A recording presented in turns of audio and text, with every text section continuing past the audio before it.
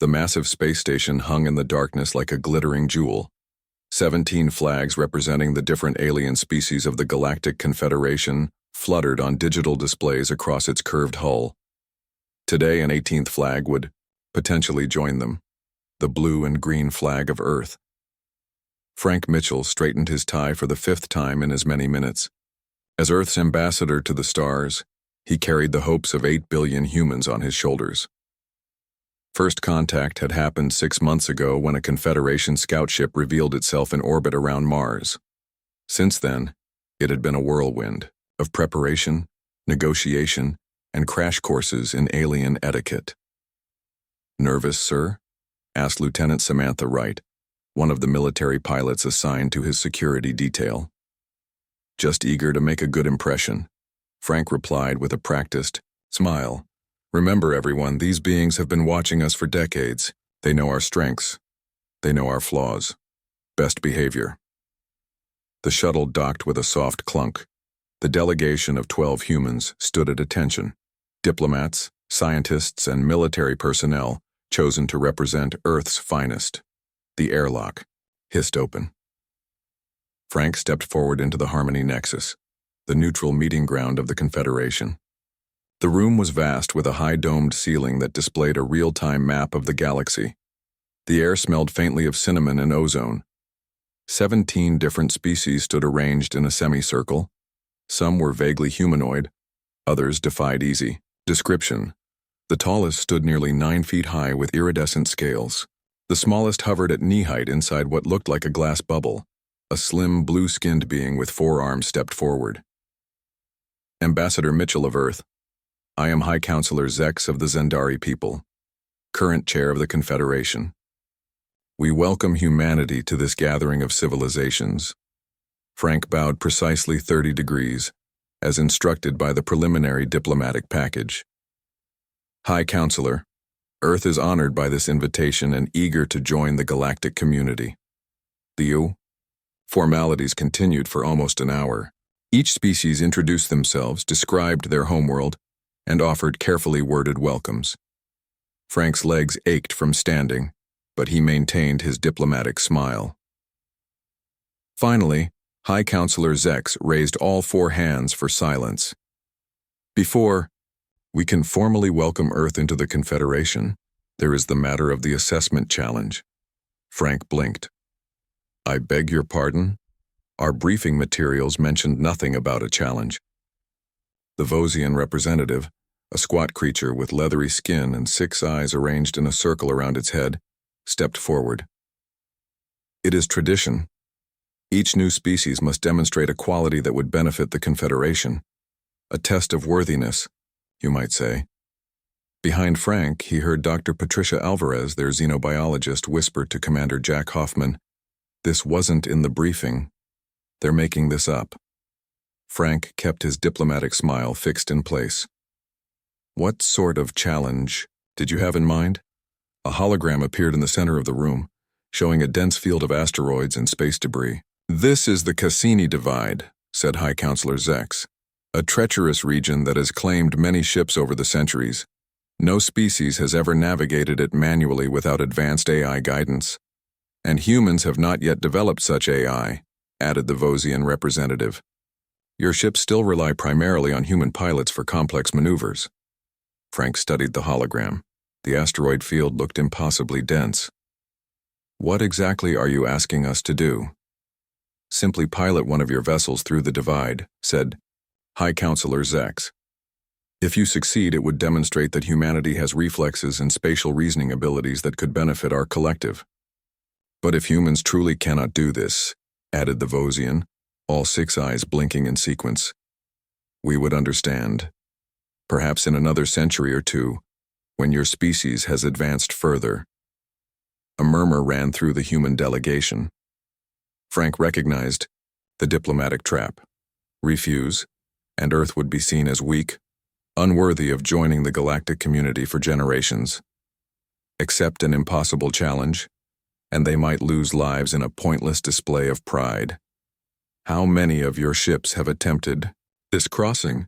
asked Dr. Alvarez, stepping forward without waiting for permission to speak. The reptilian Thrilaxian representative answered, 73 vessels have attempted manual navigation of the Cassini Divide. 0 have succeeded without AI assistance. Lieutenant. Wright stepped closer to Frank and whispered, Sir, I've studied some of the flight data they shared with us. Their reaction times are different from ours. What they consider impossible might not be for a human pilot. You believe you could navigate this? Frank whispered back. Wright nodded confidently. Give me our fastest shuttle, and 3 days to study the approach patterns. Hold my beer, I'll show them what humans can do. Unnoticed by the humans, the phrase hold my beer rippled through the station's translation matrix. In the heart of the station, a powerful AI known as the Arbiter processed the words. Immediately, warning lights began flashing across its control center. A technician jumped up in alarm. The Arbiter has just raised the threat assessment for the human delegation to maximum danger level. High Counselor Zex's forearms stiffened in shock. Maximum, but they've done nothing threatening. Run a diagnostic. Diagnostic complete, reported the technician. The Arbiter's response is based on historical phrase analysis and predictive behavioral modeling. The human phrase, hold my beer, correlates with a 97.8% probability of imminent high-risk behavior. On the diplomatic floor, unaware of the alarm they'd caused, Frank turned back to the alien delegation. The Confederation has presented humanity with its challenge, and we accept. Lieutenant Samantha Wright will pilot one of our shuttles through the Cassini Divide manually without AI assistance. The alien representatives exchanged glances. The Vosgians' 6 eyes all widened at once. This is unexpected, said High Counselor Zex. Most species request time to develop new technologies or to study the problem for years. Humans prefer a more direct approach, Frank replied smoothly. We'll be ready for the attempt within 1 week. As the human delegation was escorted to their temporary quarters aboard the station, news of their acceptance spread quickly through the 17 worlds. The Arbiter continued to flash its maximum danger warning, dedicating unprecedented computing resources to analyzing human psychology and history. In their private meeting room, Commander Hoffman shook his head. That was a bold move, Mr. Ambassador. You really think Wright can do this? Frank looked at Lieutenant Wright, who was already studying the data on the Cassini Divide on her tablet. I've reviewed her flight records. She flew rescue missions, through hurricane debris after the Miami disaster. If anyone can do this, she can. The aliens don't think it's possible, said Dr. Alvarez. I watched their reactions closely. They expected us to back down or ask for years of preparation time. Then they don't understand humans very well, Frank replied with a smile. When someone tells us something is impossible, that's when we get creative. Lieutenant Wright looked up from her tablet. They've never seen a human pilot before. Their reflexes are different from ours. What looks impossible to them might just be Tuesday for us. In the station's command center, the Arbiter continued to flash its warnings as it processed Earth's history, wars, explorations, extreme sports, and thousands of videos beginning with humans saying, "Hold my beer," right before doing something remarkably dangerous or stupid. The Galactic Confederation had no idea what they had just unleashed. News of the human challenge spread through the 17 worlds of the Galactic Confederation like wildfire. Species who had never shown interest in Earth suddenly requested access to human historical records and cultural databases. Betting pools formed on whether the humans would survive, with the odds heavily favoring failure. Lieutenant Samantha Wright became an overnight sensation. Alien news networks played her "hold my beer" comment on repeat. Young aliens began using the phrase to signal they were about to do something risky or unconventional. In the human delegation's temporary quarters aboard the Harmony Nexus, Samantha studied the Cassini Divide data with intense focus. The asteroid patterns aren't completely random, she told Dr. Alvarez, who had joined her analysis team. There's a rhythm to their movement. If I can feel that rhythm, I can dance between them. Ambassador Frank Mitchell spent his days in meetings with representatives from each Confederation species. Some were openly skeptical about humanity's chances. Others seemed strangely excited at the prospect of humans joining their alliance. Your species confuses our behavioral models, admitted Trell, a Thrillaxian engineer who had befriended Commander Jack Hoffman. The two sat in what passed for a cafeteria on the station, sharing meals from their respective worlds. When faced with danger, most species either calculate precise odds or rely on instinct. Humans seem to do both simultaneously, then ignore the results entirely. Jack laughed. That's not entirely wrong. We call it gut feeling or intuition, knowing when to break the rules. Trell's scales rippled in what Jack had learned was their version of a concerned frown. But rules exist for safety and optimal outcomes. Sometimes the optimal outcome requires breaking the rules, Jack explained. It's why human history is full of people achieving the impossible, because nobody told them it was impossible, or they didn't believe it. While this conversation happened, Dr. Alvarez made a fascinating discovery. She had been granted limited access to the Confederation's biological database and found that most member species had evolved in much more stable environments than Earth. These species developed in worlds with predictable weather patterns, fewer natural disasters, and less biodiversity, she explained during the delegation's evening briefing. Their brains evolved to excel at pattern recognition and long-term planning. But humans evolved on a planet where survival often meant making split-second decisions with incomplete information. So we're chaos monsters to them, Samantha said with a grin. Essentially, yes, agreed Dr. Alvarez. Our ability to improvise under pressure may be our unique contribution to the Confederation. Meanwhile, in the heart of the station, the Arbiter continued its analysis of humanity. The AI had dedicated significant resources to understanding the species that had triggered its maximum danger protocols. It reviewed footage of extreme sports competitions, emergency rescues during natural disasters, and historical accounts of human exploration. The Arbiter's operators grew increasingly concerned as the AI began requesting access to restricted military files from various Confederation species. When questioned, the Arbiter simply responded that it was preparing contingencies for human integration. 3 days before Samantha's scheduled attempt at the Cassini Divide, the human delegation received permission to modify one of their shuttles for the attempt. Engineers from several Confederation species watched with fascination as the humans stripped away safety systems and automated backups to give Samantha more direct control. "You're removing the emergency override?" asked a horrified Zendari engineer, all forearms waving in distress. "But what if the pilot loses consciousness?" "Then I'm already dead," Samantha replied matter-of-factly as she reworked the control panel. "These systems just slow down my reaction time. In the Cassini Divide, a 1/10 of a second delay means collision." The modified shuttle was dubbed Daredevil by the human crew. It was sleeker than standard models with enhanced viewing ports and a control system that responded almost like an extension of Samantha's body. Ambassador Mitchell arranged a test flight in a less dangerous region of space. Confederation observers watched in stunned silence as Samantha put the shuttle through maneuvers their simulators had deemed physically impossible for such a craft. "She's not flying according to proper navigation protocols," one Vosian observer complained to Frank. "How can we judge her performance if she doesn't follow established methods?" Frank smiled diplomatically. "Lieutenant Wright isn't trying to follow your methods, she's creating new ones." The day before the scheduled attempt, Dr. Alvarez discovered something concerning in the data. She immediately called a private meeting with the human leadership team. "I've been analyzing the composition of the Cassini Divide using our own sensors rather than relying on Confederation data," she explained, showing them a complex scan of the asteroid field. "There's something odd about several of the larger objects.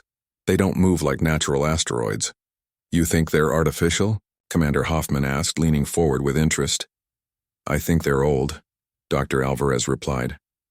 "Ancient automated defense systems, possibly from a civilization that existed before the Confederation. They may be programmed to respond more aggressively to certain approach patterns." This information presented a dilemma. If they told the Confederation about their discovery, the challenge might be called off. If they proceeded anyway, Samantha would face unknown dangers beyond the already treacherous asteroid field. "What do you think, Lieutenant?" Frank asked Samantha after they shared the findings with her. Samantha studied the scan data carefully, then looked up with determination in her eyes. I still want to try. If these are automated systems, they'll have predictable response patterns. I can work with that. The night before the attempt, the human delegation hosted a small party in their quarters. It was a human tradition before dangerous missions, a moment to relax and connect before facing the unknown. Several alien representatives attended out of curiosity. They watched with fascination as the humans shared drinks, told jokes, and displayed none of the anxiety their own species would feel before such a risky endeavor. You are not afraid? Asked High Counselor Zex, who had made an appearance toward the end of the evening. Of course we're afraid, Samantha replied with a smile. We just don't let fear make our decisions for us. The Zendari counselor's translator struggled with this concept. Fear exists to prevent unnecessary risk. And courage exists to overcome fear when the risk is necessary, Samantha countered. Across the station, the Arbiter had reached a conclusion it had not shared with its Confederation operators. After analyzing thousands of years of human history, it determined that humanity represented both the greatest potential threat and greatest potential ally the Confederation had ever encountered. The AI began quietly making preparations. It adjusted observation systems along the Cassini Divide, ensuring every moment of tomorrow's attempt would be recorded in perfect detail. It allocated emergency response resources without explanation.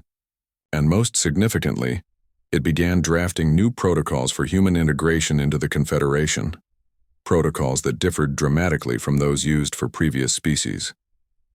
As the station's lighting dimmed to simulate night, Samantha returned to her quarters alone. She reviewed the flight path one last time, then closed her eyes and visualized every twist and turn of the coming challenge. Tomorrow, she would either make history or become another statistic in the deadly legacy of the Cassini Divide. Either way, she would show the galaxy what humans were truly capable of.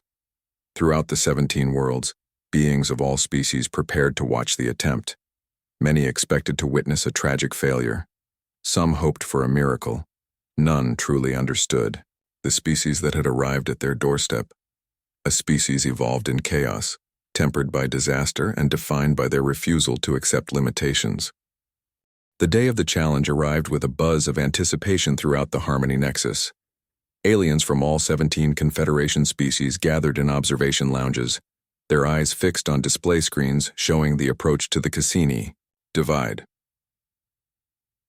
Lieutenant Samantha Wright woke early, performed her pre-flight ritual of stretches, and ate a light breakfast. Her fellow humans wished her luck with handshakes, hugs, and shoulder pats. Such physical contact confused the watching aliens, who communicated support through much more formal means. Remember, this isn't just about completing the challenge, Ambassador Frank Mitchell told her quietly. It's about showing them who we are. Samantha nodded. No pressure. The shuttle Daredevil waited in the launch bay, its sleek form modified for maximum responsiveness. Samantha walked around it one last time, checking every detail personally despite the automated pre-flight checks. This human insistence on manual verification puzzled the alien engineers, but they remained silent out of respect. Dr. Alan Rodriguez, the mission control lead, fitted Samantha with biosensors that would transmit her vital signs back to the human team. Try not to die, he said with a wry smile. The paperwork would be terrible. I'll do my best, Samantha replied, returning the grin. The Confederation leadership had assembled in a special viewing chamber. High Counselor Zex formally wished Samantha success, though the slight vibration in his lower arm suggested he expected tragedy instead. Your courage honors your species, the Zendari leader said. May fortune favor your attempt.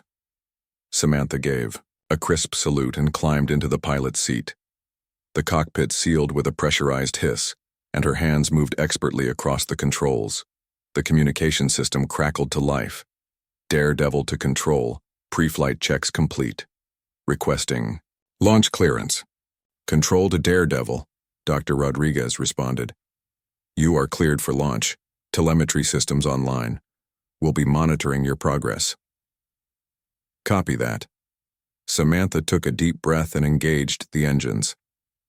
"Let's make history." The shuttle glided smoothly out of the launch bay and into open space. Ahead lay the approach vector to the Cassini Divide, a dense field of asteroids and debris that stretched for thousands of miles.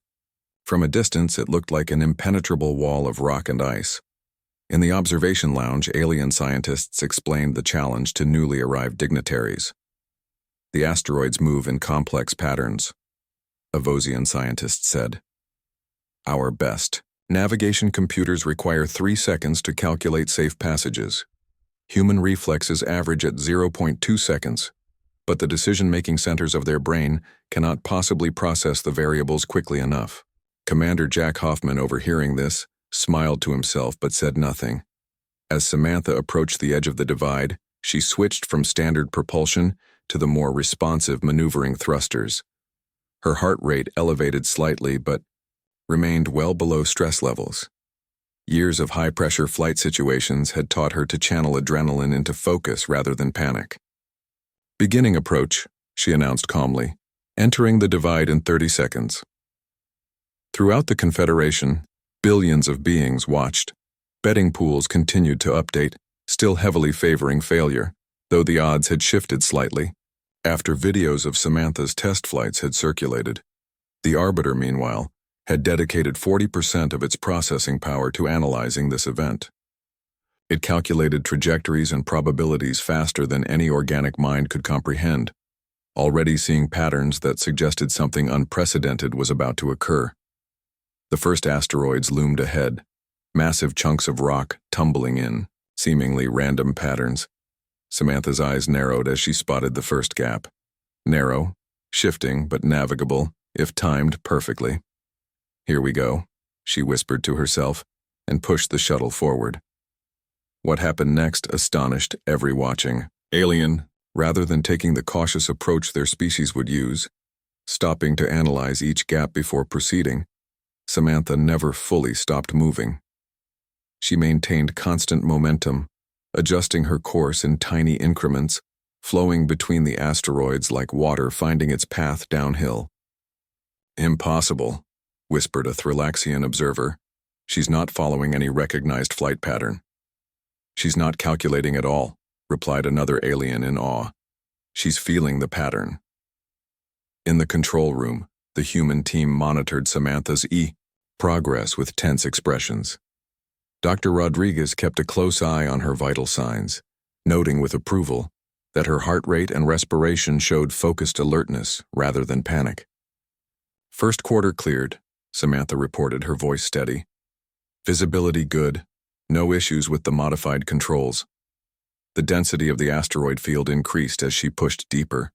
Now she was truly being tested.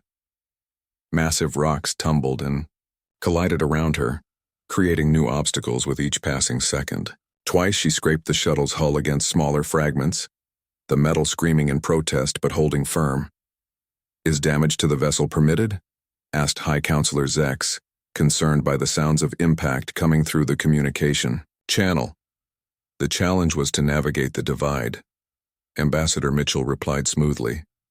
"You didn't specify the ship had to remain pristine." Halfway through the divide, disaster struck. A solar flare from a nearby star bathed the region in radiation, temporarily disrupting communications and navigation systems. The screens in the observation lounges flickered, and contact with the Daredevil was lost. "Can we send rescue ships?" asked a concerned Vosian representative. "Any rescue vessels would face the same navigational hazards," replied a Confederation engineer. "Without AI guidance, which is now disrupted, they would only add to the casualty count." The human team remained calmer than expected. When asked if they wanted to declare an emergency, Dr. Rodriguez shook his head. "Lieutenant Wright trained for communication blackouts. She'll continue the mission." Inside the Daredevil, alarms blared as systems went offline. Samantha quickly silenced them and assessed the situation. Her navigation displays were dead. Communication was out. The only systems still functioning were life support, engines, and the viewports. A normal pilot might have stopped and waited for systems to recover. A normal pilot might have panicked. Samantha Wright did neither. "Looks like we're doing this the old-fashioned way," she muttered, and gripped the manual controls firmly. Without computer assistance, she navigated by sight alone, judging distances and speeds with nothing but her eyes and instincts. The Daredevil danced between asteroids that seemed to be reaching out to crush it, missing collisions by mere feet. In the densest part of the divide, she encountered one of the anomalies Dr. Alvarez had identified. A perfectly spherical asteroid suddenly altered its course when she approached, moving with obvious artificial guidance. Rather than avoiding it, Samantha deliberately flew closer, studying its response pattern. When it moved to intercept her, she used its momentum against it, letting it chase her straight into a position that opened a clear path through a particularly dense cluster. "She's using the defense systems to her advantage," the Arbiter noted in its internal logs. Probability of success now calculating at 63% and rising. After 20 tense minutes with no communication, the screens suddenly cleared. The Daredevil emerged from the other side of the Cassini divide, systems coming back online as it left the interference zone. "Daredevil to control," Samantha's voice crackled through the speakers. "Mission complete, requesting return vector." Silence fell over the entire station. Then the human delegation erupted in cheers. Dr. Rodriguez pumped his fist in the air. Commander Hoffman slapped Ambassador Mitchell on the back so hard he nearly fell over. Among the alien representatives, the reaction was mixed. Some stood in stunned silence. Others immediately began filing formal protests, claiming the humans must have used hidden technology. The Arbiter, tracking all of these responses, upgraded Earth's designation from maximum danger level to existential anomaly, a classification it had never used before. As Samantha piloted the somewhat battered Daredevil back to the Harmony Nexus, she smiled to herself. Today, humanity had proven they belonged among the stars, not because they were the most advanced or the most peaceful, but because they could do what no one else would even attempt. The galaxy would never be the same. The days following Samantha's successful navigation of the Cassini Divide brought chaos to the Galactic Confederation. Emergency council sessions ran non-stop as representatives argued about the implications of what they had witnessed. 8. Species demanded immediate human inclusion in the Confederation. 6 called for Earth to be quarantined as a potential threat. The remaining 3 abstained, wanting more data before making a decision. Samantha returned to a hero's welcome among the human delegation. Her flight suit was dirty and torn, and dark circles shadowed her eyes, but she smiled as her colleagues surrounded her with congratulations and relief. "How did it feel out there?" asked Dr. Alvarez, helping Samantha to a seat as she wobbled, slightly from exhaustion. "Like dancing," Samantha replied. "Once I stopped thinking about the math and just felt the rhythm of the asteroids, it all made sense." Ambassador Frank Mitchell received a formal message requesting his presence at a special meeting of the Confederation High Council. He brought Commander Hoffman as his advisor, expecting a tense diplomatic situation. The human pilot's achievement cannot be denied, High Counselor Zex began once they were seated in the circular chamber. However, several representatives have raised concerns about how this victory was achieved. A Vosian counselor rose from his seat. "The human vessel sustained damage during transit. By our standards, this constitutes a failure of the challenge. Parameters. The challenge was to navigate the divide," Frank replied calmly. "You never specified the condition the vessel needed to be in upon arrival. The pilot also interacted with ancient defense systems in the divide," added a reptilian Thrillaxian. "Systems that you humans somehow knew about but failed to mention to us." Frank exchanged a glance with Commander Hoffman. Dr. Alvarez's discovery had not been shared widely. How did they know? "The Arbiter has been monitoring all human communications," High Counselor Zex explained, noting their surprise. "A necessary precaution given your species' unusual classification." "You spied on us?" Commander Hoffman asked, his voice tight with controlled anger. "We observed a potential threat," corrected the Vosian counselor. "A threat that has now demonstrated capabilities beyond our models." Frank raised a hand to silence Hoffman's response. If I may ask, what exactly concerns you about Lieutenant Wright's performance? She completed your challenge using only human reflexes and skill, exactly as requested. The council members exchanged glances.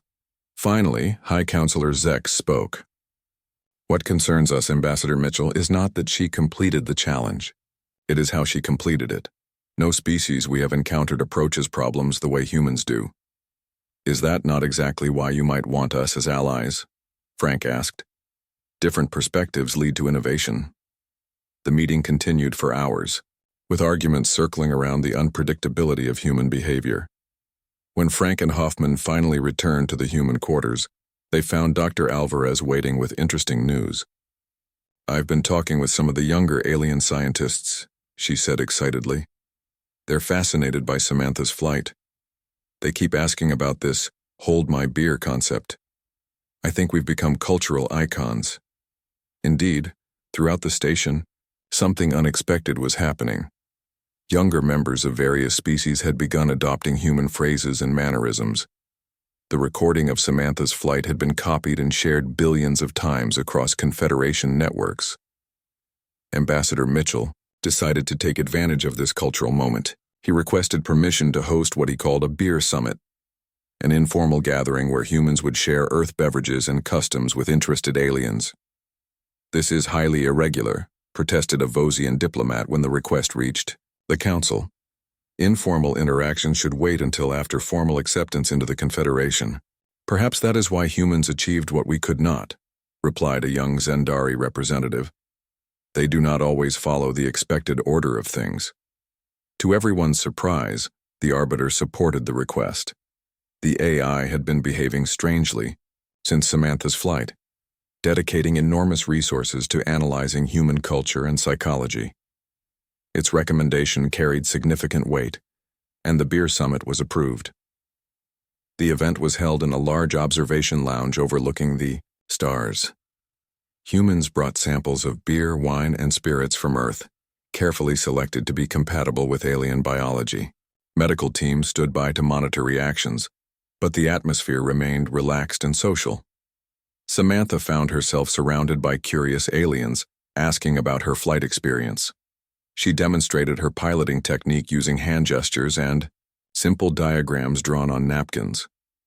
Young Zendari watched in fascination as she explained concepts like gut feeling and winging it. At one point, a Thrillaxian engineer asked, "But how did you know you could succeed when the mathematical models said otherwise?" "I didn't know," Samantha replied with a shrug. "I just knew it was worth trying." This concept, attempting something without certainty of success, seemed revolutionary to many of the aliens present.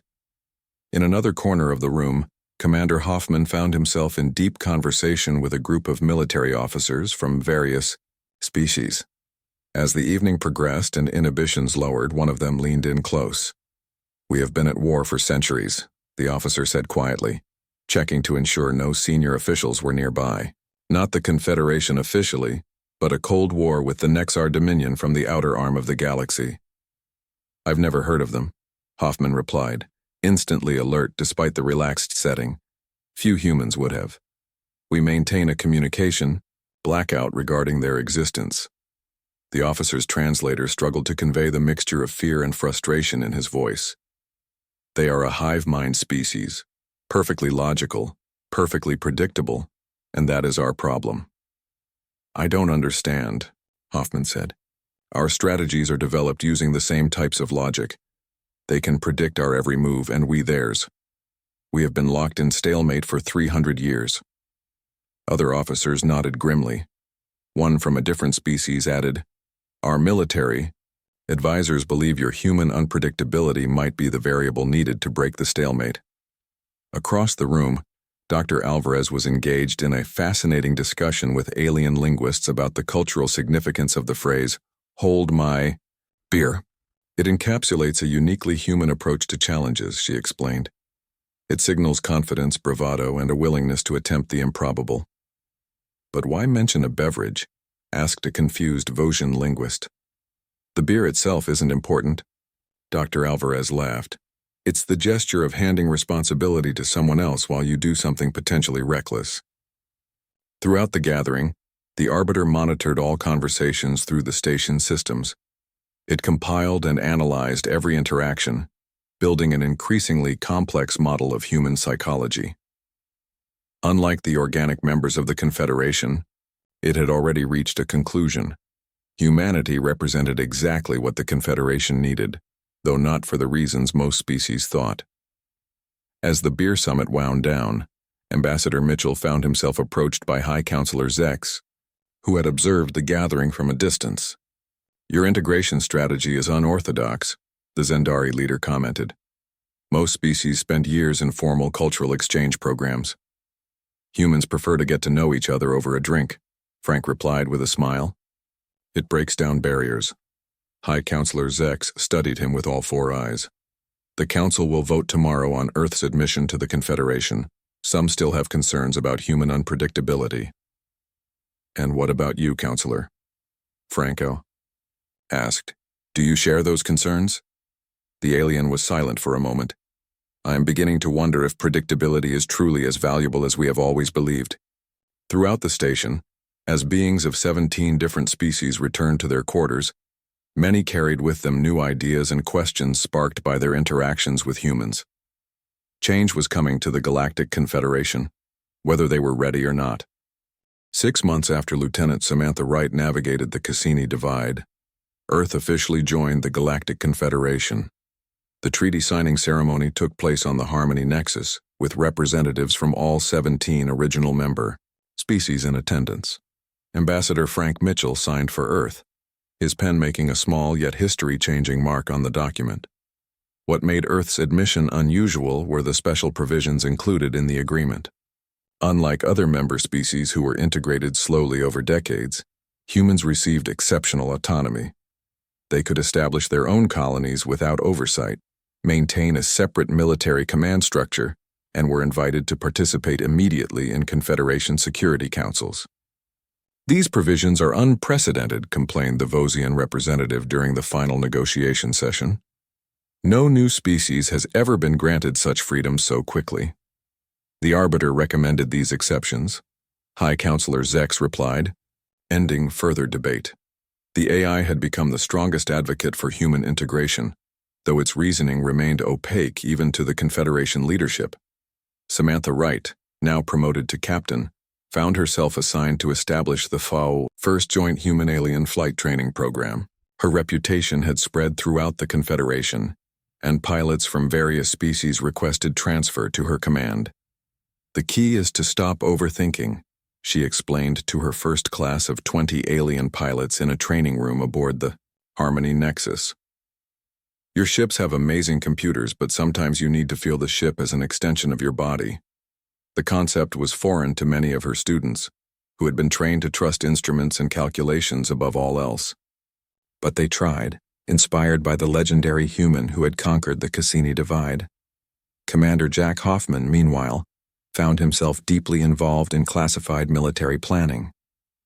The information about the Nexar Dominion had been officially shared with Earth authorities, and human strategic thinking was proving valuable in breaking old stalemates.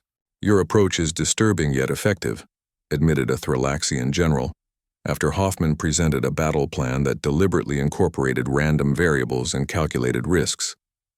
"The Nexar cannot predict what makes no logical sense. Sometimes, the best move is the one no one expects," Hoffman replied with a smile, "especially if it seems slightly crazy." Throughout the Confederation, humanity's influence spread in unexpected ways. Young aliens began adopting human fashion, music, and slang. The phrase "hold my beer" entered common usage across 17 worlds, signifying one was about to attempt something daring or unconventional. The Confederation's Central Communication Network created a special alert system specifically for human operations. When the phrase "hold my beer" was detected in any human communication, nearby Confederation vessels received automatic instructions to either clear the area or prepare emergency assistance. 1 year after Earth's admission to the Confederation, Ambassador Mitchell received a surprising request. The Arbiter, the AI that had first flagged humans as dangerous, requested a private meeting. Frank entered the secure chamber where the Arbiter's primary interface was located. Unlike most Confederation technology, which favored organic-looking designs, the Arbiter's room was stark and geometric. A simple holographic sphere pulsed gently in the center. "Ambassador Mitchell." The Arbiter greeted him, its voice smooth and genderless. "Thank you for accepting my invitation." "I was curious," Frank replied, taking the offered seat. "You've been our strongest supporter, yet you were the first to classify us as dangerous." "Those facts are not contradictory," the Arbiter said. "I would like to show you something few beings in the Confederation have seen." The holographic sphere expanded, filling the room with a three-dimensional map of the galaxy. Thousands of points of light represented star systems, with color coding, indicating different spheres of influence. "The Confederation exists here," the Arbiter said, highlighting a section of one spiral arm. "The Nexar Dominion controls this region." Another section lit up on an opposite arm. "Over my operational lifetime of 4,000 years, I have observed 97 spacefaring civilizations rise and fall. Most destroy themselves. Some stagnate.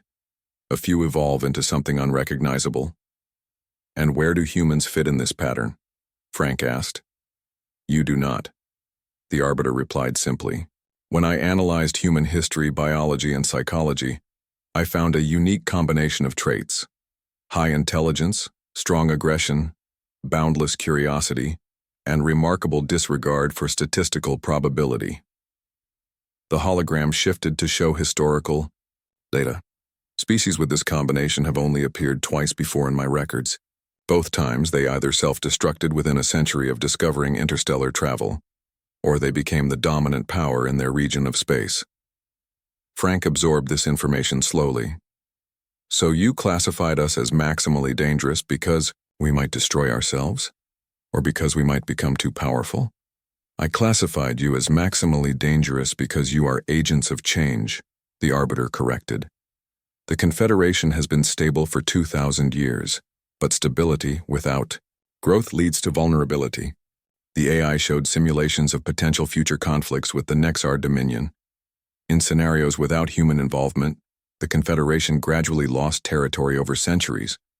With human involvement, the outcomes became wildly variable. Catastrophic losses in some cases, stunning victories in others. Unpredictability is your greatest strength, the Arbiter explained. The Nexar cannot counter what they cannot anticipate. A week later, Captain Samantha Wright received new orders. She would command the first joint human-alien fleet on a mission to the edge of Nexar space. The mission was officially designated as exploratory, but everyone understood its true purpose was to test Nexar responses to human tactics. As she prepared her ship for departure, Dr. Alvarez joined her on the bridge. The xenobiologist had become the leading human expert on Confederation species and their biology. "Nervous?" Dr. Alvarez asked, watching Samantha check the modified controls. "A little," Samantha admitted. "This is bigger than flying through some rocks." "The Confederation needs us," Dr. Alvarez said.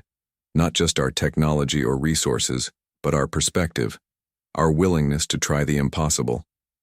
As the fleet prepared to depart, the Arbiter monitored all communications. It detected a conversation between a human officer and his Zendari counterpart that perfectly illustrated why it had fought for human inclusion. "The probability of mission success based on standard metrics is only 63%, the Zendari officer noted with concern. "That's better than I usually get," the human replied cheerfully. "Besides, impossible just means nobody's done it yet." On the edge of Confederation space, Nexar scout ships detected the approaching fleet. Their perfect hive mind analyzed the unusual flight patterns with growing concern. For the first time in recorded Nexar history, their predictive models failed to generate reliable outcomes. The scout reported back. "Unknown flight patterns detected. Human commanders appear to be making tactical decisions without logical basis, unable to predict next movements." The Nexar Dominion, faced with an enemy they could not understand, issued their first strategic retreat order in 1,000 years of expansion. Aboard the lead ship, Captain Samantha Wright stood on the bridge watching the Nexar vessels pull back. She turned to her alien second-in-command, a young Zendari who had graduated top of her training class. "Looks like they don't know what to make of us," Samantha said with a smile. "You might want to hold on to my coffee for this next maneuver." As her words registered in the ship's communication system, Confederation vessels throughout the fleet automatically raised their alert status to maximum. The aliens had learned that when humans made such statements, the impossible frequently became possible. The dangerous became routine, and the galaxy had no choice but to adapt to a species that simply refused to accept limitations. The age of humanity in the stars had begun, and the universe would never be the same.